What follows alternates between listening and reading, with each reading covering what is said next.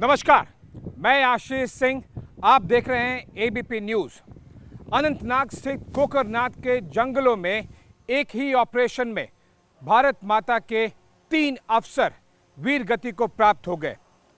क्या हुआ, क्यों हुआ, कैसे हुआ और कब हुआ, ये सब कुछ जानने और समझने के लिए एबीपी न्यूज़ लेकर आया है आपको उसी तरह के घने पहाड़ों और जंगलों के इस एरिया में, जहां पर हम अपने डिफेंस एक्सपर्ट्स के जरिए आपको समझाएंगे कि क्यों इस तरह के ऑपरेशन काफ़ी मुश्किल हो सकते हैं और किस तरह से इस तरह के ऑपरेशन काफ़ी ज़्यादा जटिल होते हैं। हमारे साथ में डिफेंस एक्सपर्ट्स के तौर पर मौजूद हैं मेजर जनरल संजय सोई, साथ ही साथ कर्नल दानवीर सिंह और कर्नल तेज टिक्कू।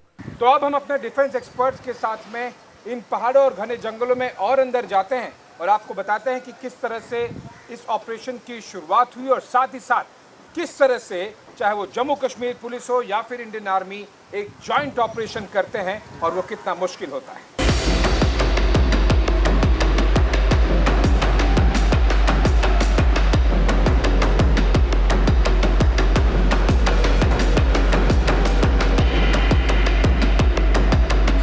तो सबसे पहले ऑपरेशन की शुरुआत जो हुई थी वो एक इन्फॉर्मर के ये स्पेसिफिक लोकेशन के साथ में इंफॉर्मेशन देने से हुई थी कि 2 आतंकवादी, जिसमें एक उज़ैर खान भी है, वो छुपे हुए हैं कहीं पर और जो गौदर के जंगल हैं अनंतनाग के कोकरनाग में, वहाँ पर किस तरह से कहाँ पर एग्जैक्टली छुपे हुए हैं उसको लेकर हुई थी। सबसे पहले हमारे एक्सपर्ट्स में से मैं, क्योंकि कर्नल दानवीर सिंह खुद ही 19 राष्ट्रीय राइफल से वहाँ पर सर्व कर चुके हैं, सो उन्हीं से मैं जानना चाहूँगा। कर्नल दानवीर, इस तरह के ऑपरेशन की शुरुआत जब एक मुखबिर से पता चलता है कि आतंकवादी इतने हैं, यहाँ पर हैं एग्जैक्टली, जैसे कि इस केस में पता चला कि गदोर के जंगल में एग्जैक्ट लोकेशन के साथ पता चला कि 2 आतंकवादी हैं ये, तो ऑपरेशन की शुरुआत होती कैसे? इन्फॉर्मर के बाद में रिएक्शन किस तरह से होता है? देखिए, इन्फॉर्मर से आपको इन्फॉर्मेशन मिली, आप सिग्नल इंट से भी कोलैबोरेट करेंगे कि वहाँ से कोई सिग्नल इंटेलिजेंस आ रही है कि नहीं आ रही है। हो सकता है कि आपके और भी सोर्सेज इनपुट दे रहे हों जो पहले दी हो, तो वो मोज़ैक कंप्लीट हो रहा है कि नहीं हो रहा है। ये जो मूवमेंट वाला इलाका बता रहे हैं कि यहाँ पर इस जगह पर है, तो पिछले 1 महीने में इनका क्या मूवमेंट पैटर्न रहा है, क्योंकि इन्फॉर्मेशन आती है, रियल टाइम ना आए तो उनके जाने के बाद आती है, तो वो आप सारी चीज़ प्लॉट कर लेते हैं, तो उससे आपको एक पैटर्न समझ में आता है और फिर वो कोलैबोरेट होती है कि अच्छा ठीक है, यहाँ पे ये इसकी प्रोबेबिलिटी हाई है। चाहे वो कंफर्म बता रहा हो, लेकिन आपके लिए हाई प्रोबेबिलिटी जोन में ही रहता है और फिर आप मिलिट्री ऑपरेशन प्लान करते हैं with the police. Colonel Tikku, आप तो खुद ही इंस्ट्रक्टर रहे हैं सीबीएस रोल में, जहाँ पे इस तरह के ऑपरेशन को किस तरह से कंडक्ट किया जाता है, लॉन्च किया जाता है, ये सब कुछ आप खुद इंडियन आर्मी को सिखाते भी हैं कई ऑफिसर्स को। आपके पॉइंट ऑफ व्यू में समझना चाहूँगा, दर्शकों को बताइए और समझाइए कि ये joint operation Jammu Kashmir police, reaction time कैसे, जैसे कर्नल दानवीर सिंह ने बताया फर्स्ट इन्फॉर्मेशन के बाद में आप क्या करेंगे, लेकिन फिर ऑपरेशन कैसे लॉन्च करेंगे? तो मैं सबसे पहले जो है क्यूआरटी 24 घंटे रेडी होती है और 1 मिनट की नोटिस वो निकल जाता है जब उनको पता चलता है कहाँ जाना है, और वो कॉर्डन लगाएंगे। सबसे पहले कॉर्डन लगाएंगे, क्योंकि आपका उद्देश्य क्या है, वो भागने ना पाए। उसके बाद आप ऑपरेशन प्लान करेंगे, साथ साथ ज़्यादा टाइम नहीं लगता, ताकि वो जब ऑपरेशन शुरू होगा तो जब भी फायरिंग शुरू हो जाएगी तो वो कॉर्डन के अंदर ही फंस जाएंगे। जनरल सोई, आप भी आपने न केवल कमांड किया है, बल्कि आप ब्रिगेड लेवल पे और उससे ऊपर भी आपका एक स्ट्रैटेजिक पॉइंट ऑफ व्यू में भी मैं ज़रूर जानना चाहूँगा। देखिए, जिस तरह से कर्नल दानवीर सिंह और कर्नल टिक्कू ने भी बताया और जो इन्फॉर्मेशन हमें मिली है कि इन्फॉर्मर ने जम्मू कश्मीर पुलिस को बताया, फिर जम्मू कश्मीर पुलिस के डीएसपी ने 19 आरआर के commanding officer colonel Manpreet Singh को बताया, फिर उन्होंने कहा कि मेजर आशीष को कि आप एक टुकड़ी लीजिए और एक जॉइंट ऑपरेशन लॉन्च कीजिए। क्या ये एक कोई एसओपी भी होती है कि यही स्टेप्स फॉलो करना है, या फिर सिचुएशन के हिसाब से डिसीजन लिए जाते हैं कमांडिंग ऑफिसर द्वारा, जम्मू कश्मीर पुलिस द्वारा, या फिर एक मेजर और कैप्टन रैंक द्वारा भी? जैसी खबर आती है तो सबसे पहले वो देखते हैं खबर कहाँ की है, किस टाइप की इन्फॉर्मेशन है, कॉरोबरेट हो गई, पक्की हो गई खबर, उसके बाद फिर ऑपरेशन लॉन्च होता है। फिर जैसा कर्नल टिक्कू बता रहे थे, किस प्रकार का टेरेन है, किस प्रकार की पहाड़ियाँ हैं, कहाँ कितनी ऊपर है, कितनी चढ़ाई इन्वॉल्व है। अभी जैसे हम खुद चढ़ के आ रहे थे, बहुत जगह ऐसा होता है इतना नैरो बन जाता है, एक सिंगल फाइल में आदमी जा सकता है। क्योंकि दाएं में खाई है, इधर चट्टान है। तो इस तरह के जो कई इलाके होते हैं जहाँ काफ़ी खतरनाक रहते हैं, और एक तरह से उसकी हम टैक्टिक्स है, उसके भी तरीके हैं कि वहाँ पर हम खुल के जाते हैं, जहाँ पर या फैल के जाते हैं। अलग अलग तरीके हैं जिस इलाके को, टेरेन को हैंडल करने के। तो ये सब चीज़ों को ध्यान में रखते हुए जो ऑपरेशन प्लान किया जाता है, तो वो फिर वहाँ पर अलग अलग टुकड़ियाँ होती हैं। जैसे कर्नल टिक्कू ने बताया कि कॉर्डन लगाया जाता है, फिर स्पेसिफिक इन्फॉर्मेशन के हिसाब से क्या वेपन सिस्टम ने इस्तेमाल करना है, क्या रॉकेट लॉन्चर लगाना है, स्नाइपर लगाना है, या स्मॉल आर्म्स के द्वारा करना है। ये सब फिर वहाँ पर जो ऑन ग्राउंड कमांडर है उसका फैसला रहता है कि वो वहाँ पर सिचुएशन कैसी है। और यहाँ पर जिस प्रकार से चाहे कर्नल मनप्रीत हैं, कंपनी कमांडर हैं, डीएसपी हैं, वो जो ज़मीन पर जहाँ पर हालात हैं उसके हिसाब से वो अपना आगे की एनकाउंटर का प्लान बनाते हैं। बिल्कुल, तो न केवल आतंकवादी बल्कि टेरेन किस तरह से है और क्या समय है, ज्योग्राफी बहुत ज़्यादा मैटर करती है। और साथ ही साथ इसीलिए मैं आपको ज़रूर एक बार फिर याद दिलाना चाहूँगा कि इस तरह से पहाड़ों में और घने जंगलों में ऑपरेशन करना कितना मुश्किल होता है। ये जाहिर सी बात है कि हमारे तीनों डिफेंस एक्सपर्ट्स खुद ही अपने अपने टेन्योर्स में इस तरह के ऑपरेशन कई बार कर चुके हैं, लेकिन स्टूडियो से नहीं, हम आपको इसी तरह के पहाड़ों और घने जंगलों में लेकर आए हैं। खुद भी इस बात का एहसास कर रहा हूं मैं कि इस तरह के ऑपरेशन इन पहाड़ों और घने जंगलों में कितने मुश्किल होते हैं। तो चलिए सर, आगे चलते हैं और ऑपरेशन लॉन्च करने के बाद में क्या सीक्वेंस होता है, कैसे होता है, उस पर चर्चा करते हैं।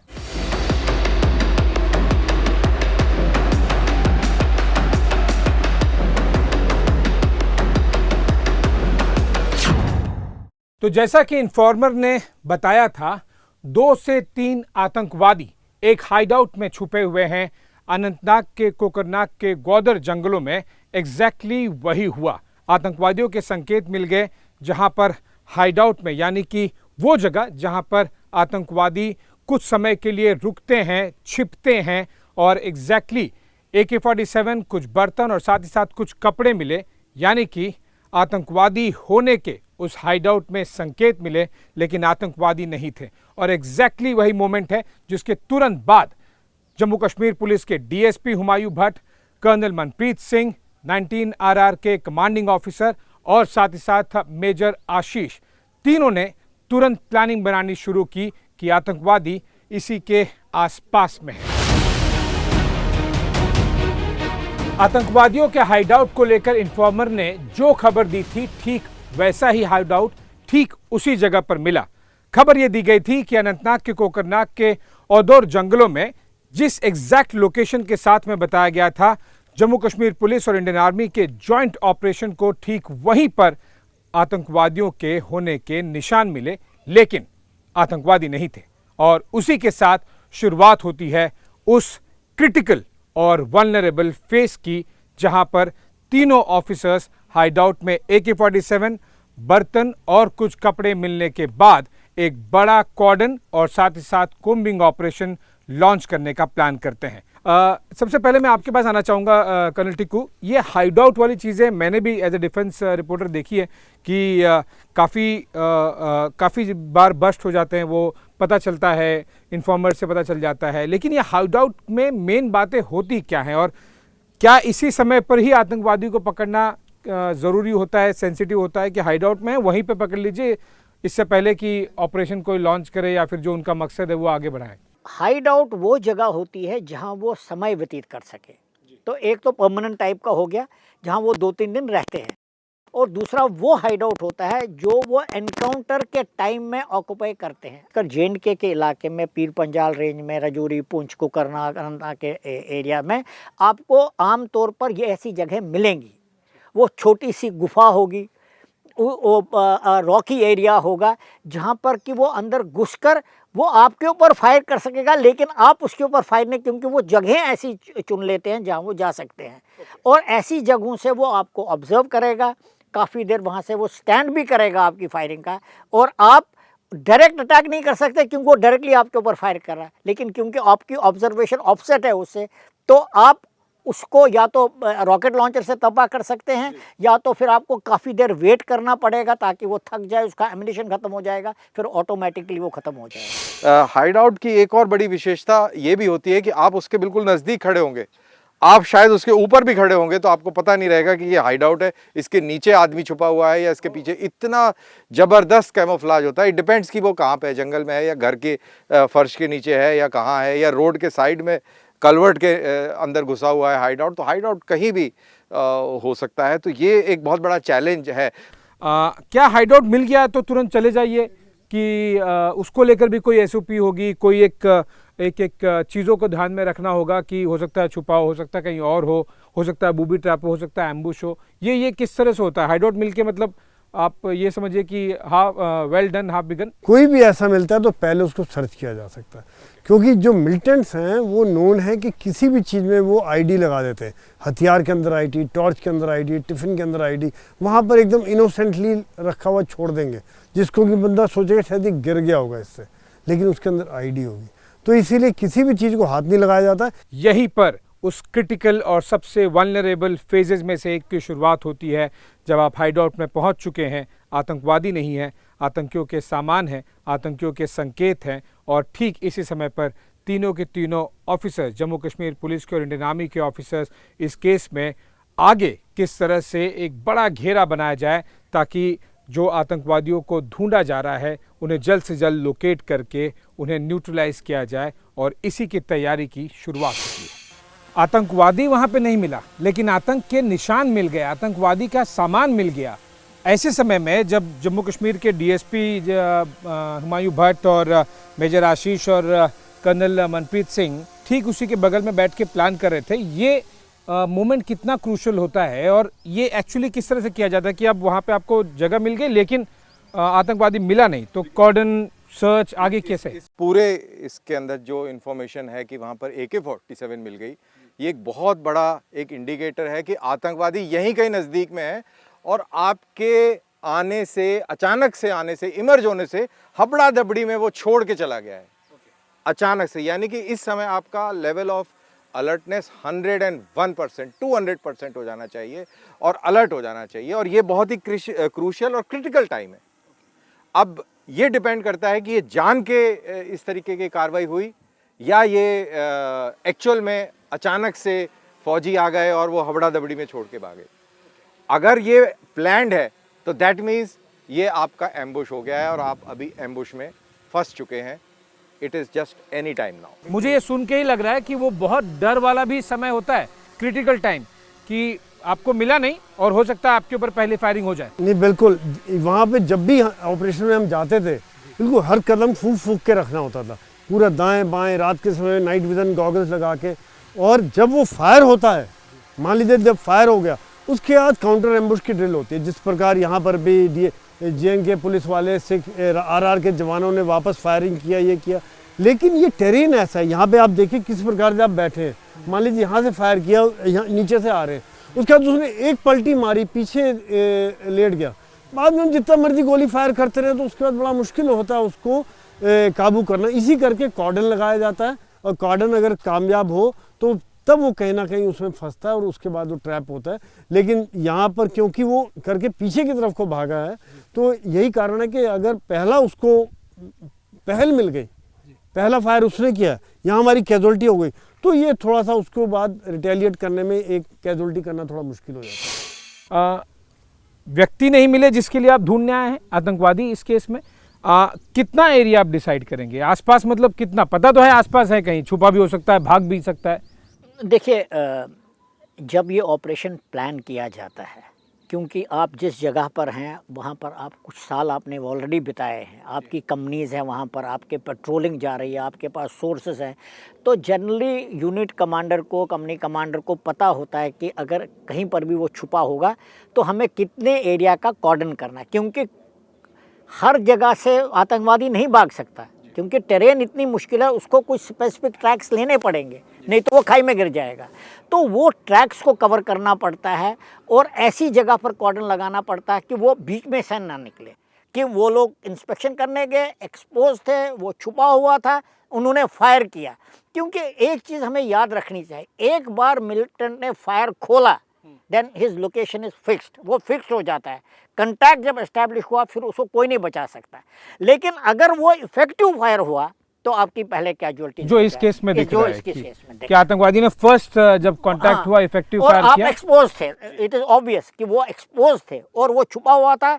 उसने बिल्कुल क्लीन, मैं तो मानता हूँ 50 से 75 गज की दूरी पे उसने फायर किया होगा, क्योंकि उसके दूर अगर वो जाएगा तो खबदा टबडी में, एक्साइटमेंट में वो इतने ट्रेन नहीं होते, वो फायर इफेक्टिव नहीं होता। तो और बिल्कुल तीनों ऑफिसर्स को तो फॉर श्योर नहीं होता। हाँ श्योर। और मुझे ऐसा भी लगता है कि तीनों के बीच में डिस्टेंस भी बहुत कम। तो जो सबसे ज्यादा क्रिटिकल मोमेंट्स में से एक था कि आपकी मूवमेंट, लोकेशन, स्ट्रेंथ, ये सब कुछ कॉम्प्रोमाइज और एक्सपोज हो गया। जिसको ढूंढने आए थे आतंकवादी, उसके निशान मिले लेकिन वो नहीं मिला, और वही एग्जैक्टली चीज हुई जिस बात का सबसे ज्यादा डर होता है। उसी क्रिटिकल और उसी सबसे वीक मोमेंट्स में से एक में फायरिंग हुई, जब तीनों के तीनों ऑफिसर्स को फर्स्ट कांटेक्ट में ही आतंकवादियों द्वारा जब फायरिंग की गई तो वहां पर गोलियां लग गई। जम्मू कश्मीर के डीएसपी हुमायूं भट्ट, उनको गोली लगी, वो गिर गए हैं। कर्नल मनप्रीत सिंह, उन्हें भी गोली लगी, वो भी गिर गए हैं। हमें जो इन्फॉर्मेशन मिली उसके मुताबिक हाइडआउट के बगल वाले कहीं कोई एक खाई सी थी, वहाँ पर गिर गए।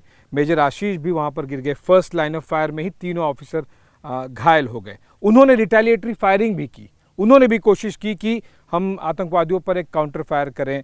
जो जवान है जम्मू कश्मीर पुलिस के, आर्मी के, उन्होंने भी फायर करने की कोशिश की, लेकिन आतंकवादी वहाँ से फर्स्ट फायर करके तुरंत ही निकल गए। अनफॉर्चुनेटली वो तीनों ऑफिसर्स को लगी। ऐसे में अगर मैं एक सिविलियन होने के नाते मैं इमेजिन कर रहा हूँ तो बहुत सारी चीज़ें हैं।